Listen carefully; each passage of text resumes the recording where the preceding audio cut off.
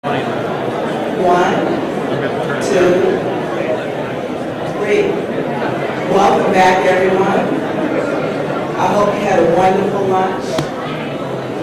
And just to let you know that James Williams was running all over the place, and he caught up with the robot and found the robot. So the robot, is it a him or a her? Did you find out yet? No, we still don't know. Okay. Came back. Anyway, it's my pleasure to introduce the NASA Administrator. NASA Administrator Charles Bolden is our speaker for the hour, well, for the half an hour. His accomplishments are too long to list, and if I did, he would make me shut up, I'm sure, but I'll just cite a few. Since 2009, he's served as NASA's 12th administrator. He's a retired Marine Corps major. General. This says major. Hey, I'm like, oh my God. Oh, I didn't mean it. I'm sorry. Oh, that was close. He got demoted by me. But at least I didn't say former. I didn't say former, so I knew that much. Okay. So in the Marines, he was a member of NASA's astronaut office. He's traveled to orbit 4 times and back aboard the space shuttle between 1986 and 1994, commanding 2 of the missions. I'd like to ask you to give a very robust round of applause for NASA Administrator Charles Bolden.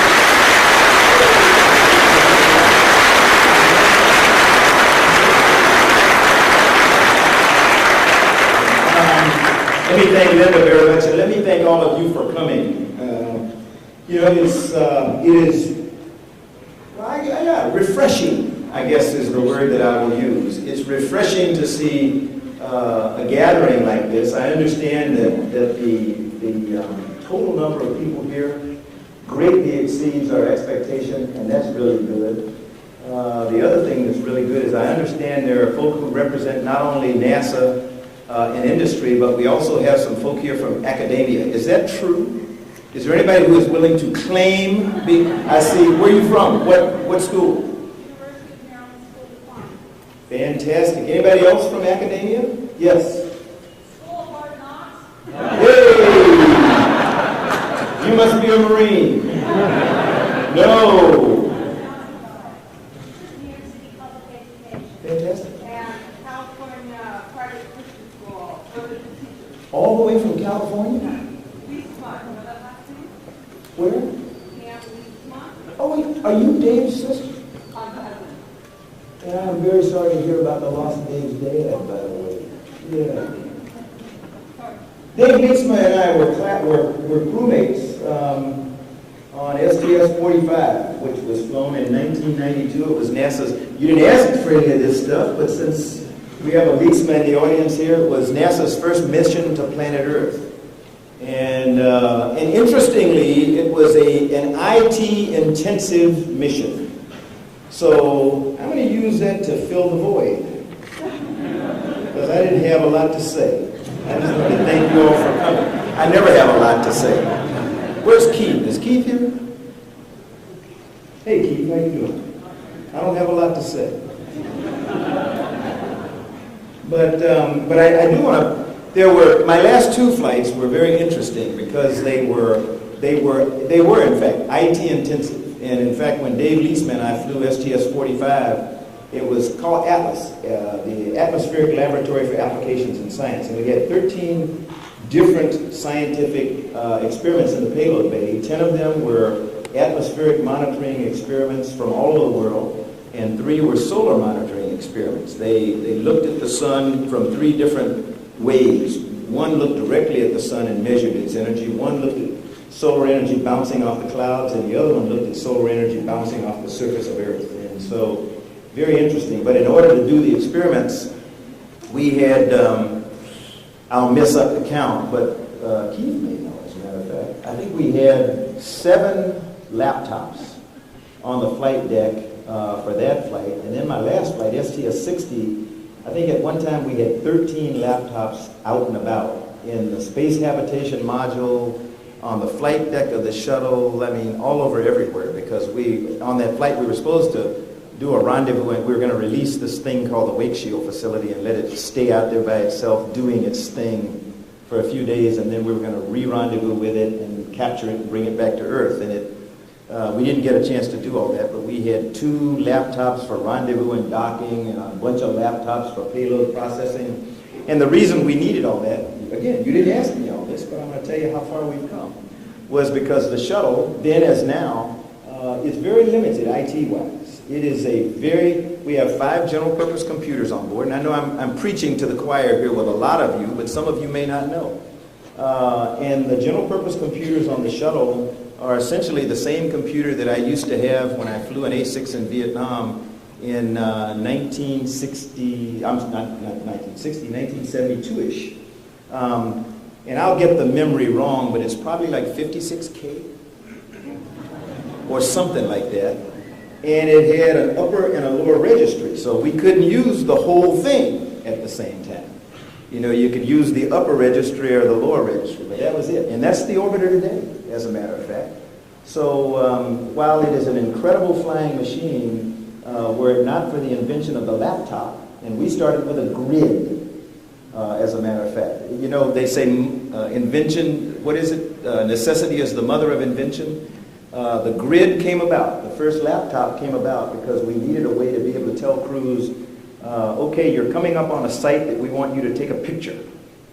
And since you all are not smart enough to remember what f-stop and what lens and all this other stuff, we're going to put it on a little computer for you, and it'll go beep, and that'll tell you to go look at us, and then get camera in hand, and go get in a window, and this window, as a matter of fact, not get in a window, but get in this window, and orient yourself that way, and get ready to take this picture. And so that was the first use of laptops on the orbiter, and that was a grid computer. And I'm probably not supposed to say that, but that was sort of the beginning, and the rest is now history. But so enough of that. But please give your family my best. See, and if there are other educators here, thank you all for coming. Also, I expect the NASA people to be here. You got to, because Linda told you to come. And if you didn't come, if the CIO told you didn't come and you didn't come, then you're in trouble. Industry, you're here because you want to make money.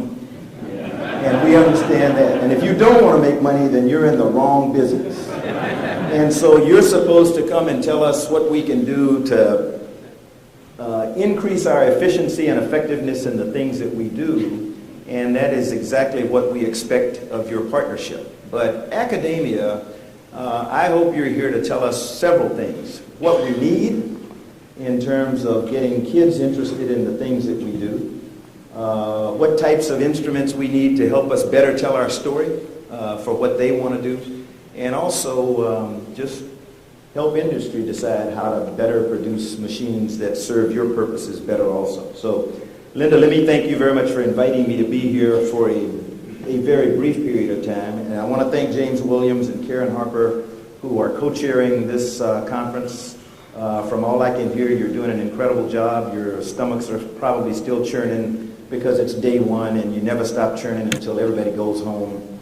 And I understand that. And I want to pay tribute to a hero of mine who is also sitting down here on the front row.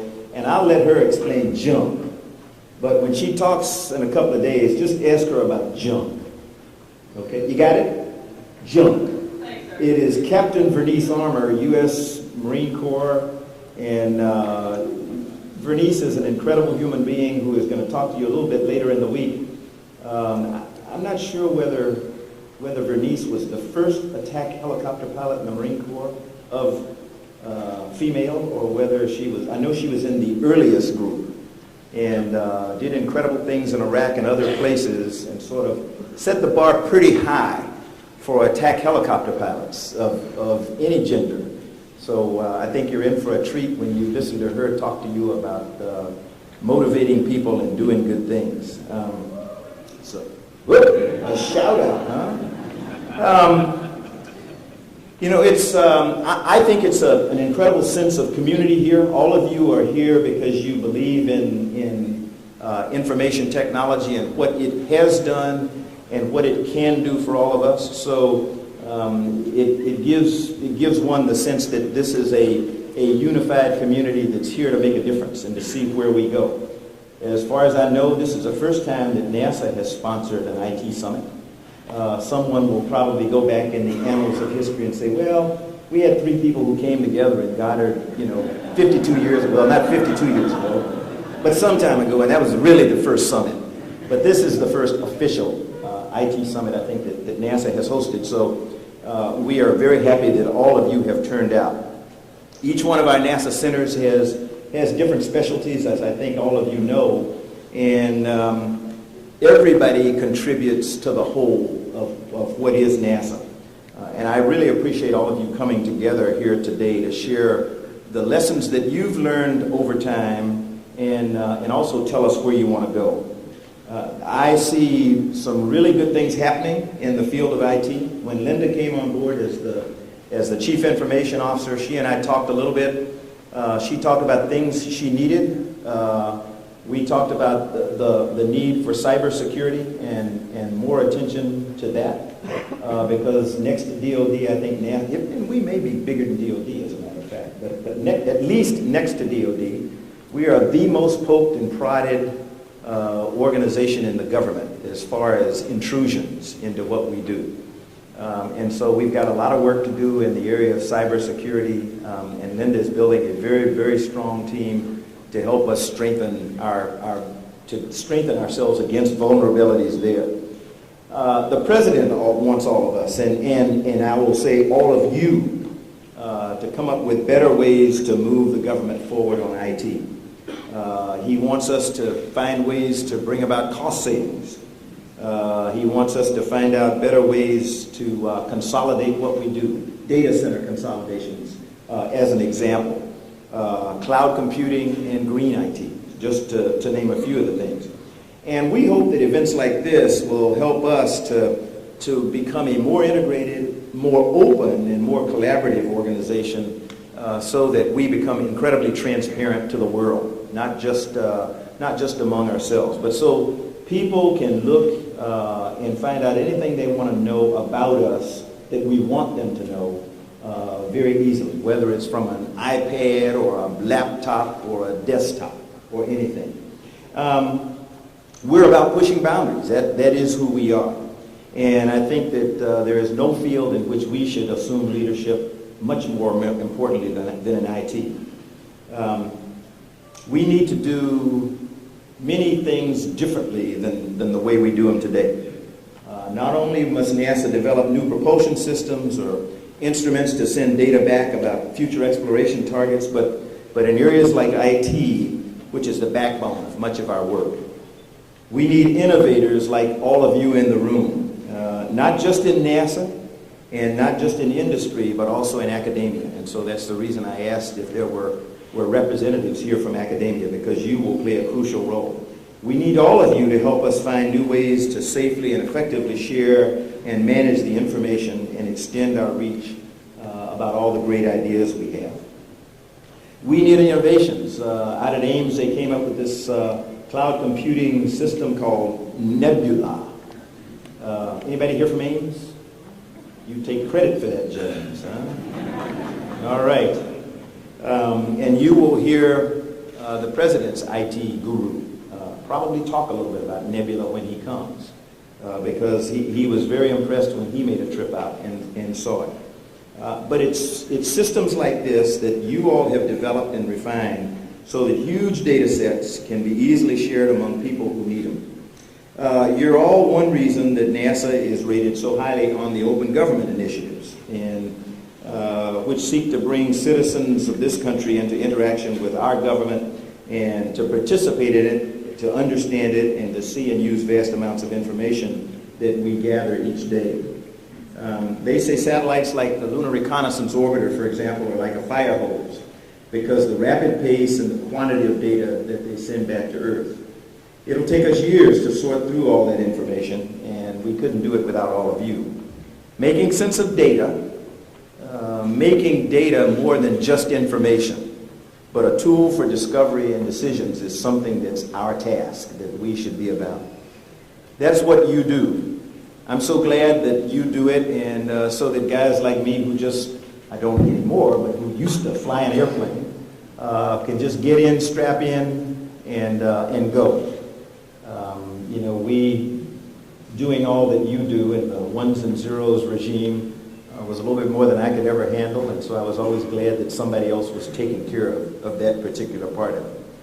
Scientists throughout our agency have tools to focus on that fire hose of data and make use of it. IT supports every single NASA mission, and that's quite a bit of responsibility that all of you have. The IT role in NASA's success with exploration, using systems and applications that control space missions, is obvious. But if we dig deeper, we see how extensive the IT support really is. For instance, the core business systems that ensure program budgets are managed and that development is funded, human resources systems that help us in our recruitment efforts and that retain top talent for the agency, pay systems,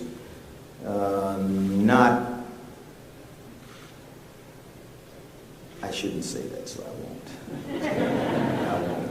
Okay. About travel. Pay systems that pay you and me. And many more similar systems are pillars that support the weight of the entire enterprise. They play a critical role in the success of every space mission, and those of you who develop, manage, and maintain IT systems for NASA are therefore critical to our success. And I'll take a moment to talk about what I was watching before I came over here. I was watching the end of the spacewalk that went on this morning. And my executive officer, Tina, and I were commenting as we walked out of the office that it is absolutely incredible to watch a spacewalk from 200 plus miles away, you know, in space, and it's like you're looking out the window. That is absolutely incredible, the way that we have developed the capability to bring data, essentially, down to Earth to convert electrons and the like to pictures that make it look like we're just looking at something that's outside our window. And it's all because of the kind of stuff that you all have done. Another thing, a great thing about your field is that people really want to share to extend everybody's capabilities. And people really want to share not only in developing what we do in NASA, because we don't live in a vacuum, but we're taking advantage of what we here in the government have as resources that we use, helping to deepen the field for the nation as a whole. I'm excited about great things coming out of this conference, out of this summit. Linda, who is, I've already mentioned, is our Chief Information Officer, says that you're going to be discussing best practices and looking at what innovations NASA might want to make use of. And I am really going to be interested in hearing the outcomes from the summit. And hopefully she will tell you that I do pay attention to what comes out of meetings like this. So if you make recommendations, then we will make every effort that we can to see which of those we can incorporate. So I would encourage you to be free in your critique, criticism, comment, offering of constructive ideas as you go through these few days. You need to know that people are looking to you as leaders in this field. We have gained a lot of accolades over the last few years because of the work that we've done in IT, but that's just the beginning. I don't think there's any end to the things that you can do and the accomplishments that you can make as members of the IT community. And I expect great things of you. We use the term cutting edge a lot, but you really define what it is for us in NASA. We've come a long way since I got my electrical science degree from the Naval Academy 42 years ago. Some of you, most of you, are probably not even that old. But it is a long way away from there. And when I got my bachelor's, computers took rooms. I remember as a high school student going to Carnegie, back then it was called Carnegie Tech in Pennsylvania, now Carnegie Mellon. And I remember going into a building that housed one computer. Nothing at all like you do today. where computers come on little things about the size of your fingernail or stuff like that. So we have come quite a long way. And today I'm very happy to take my laptop or my PDA or whatever else it is along with me and get all the information that it used to require a building to provide. It's Linda's and my goal to make sure that NASA has the best IT organization in government. We really are counting on all of you, whether you're NASA or not, telling us what you think is best about this field and where we need to go next. So it's a really exciting time for us. There are a lot of different things going on in NASA. I think that's an understatement. We are trying to chart the course for the future for the nation in terms of human spaceflight and human exploration. And we are going to have to be able to talk to people who are a lot longer distance away than they are today, 250 miles above Earth, or than they were when we were during the Apollo era, when we were only 250,000 miles away from Earth. We are going to have to be able to communicate with people and have surgeons who can perform surgery on a place that's probably months away in terms of time travel. And those are the kinds of innovations that you all are going to have to bring about. And I know you're up to the task. So, as I said, it's an exciting time for us. I am enjoying what I'm doing and enjoying watching all of you do what you do. So let me thank you again for coming out. I'm going to give you some time back so that you can do hopefully what I'm going to do. I'm going to go out on the floor and actually take an opportunity to look at some of the displays there.